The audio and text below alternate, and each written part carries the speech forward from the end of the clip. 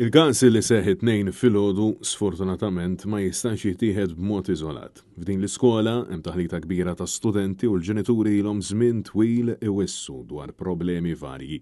Kien hemm min sansitra sqar li seba' xhur ilu ġibet l-attenzjoni fuq ċertu sitwazzjonijiet iżda ħadd ma ta' każ.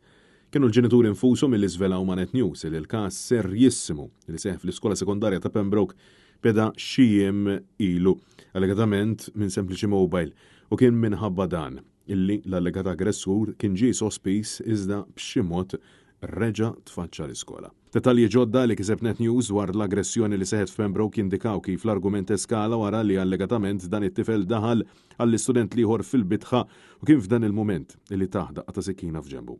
Il-gvern stess qal li dawn l-istudenti kienu barranin. Ħafna ġenituri li tkellmu magħna qalulna li s-sigurtà fl-iskola kellha ssir qabel u mhux malli saret il-froġa. L-iskola kbira u m'għandhomx biżejjed għajnuna għalkemm l-għalliema tal-iskola qed jagħmlu l-massimu possibbli. Stqarrethom illi tkellmet magħna. Missier faħħar il-ħidma tal-għalliema u l-edukaturi li jippruvaw iżommu dixxiplina massima madankollu stqarr illi f'ċertu każijiet jeħtieġu ħafna aktar għajnuna. Wara dak illi seħħ f'Pembroke kemm l-Unjen tal-Għalliema kif ukoll il-UPE esprimew solidarjetà mal-istaff, l-għalliema u l-istudenti kollha li attendu din l-iskola. Fis-qarrija maħruġa mid-deputat Justin Xkembri kif ukoll mid-deputat Darren Karabot, il-Partit Nazzjonalista appella għal kalma sakemm isiru l-investigazzjonijiet waqt li ħeġġeġ lill-Gvern sabiex jassigura l-ogħla standards ta' sigurtà fl-iskejjel.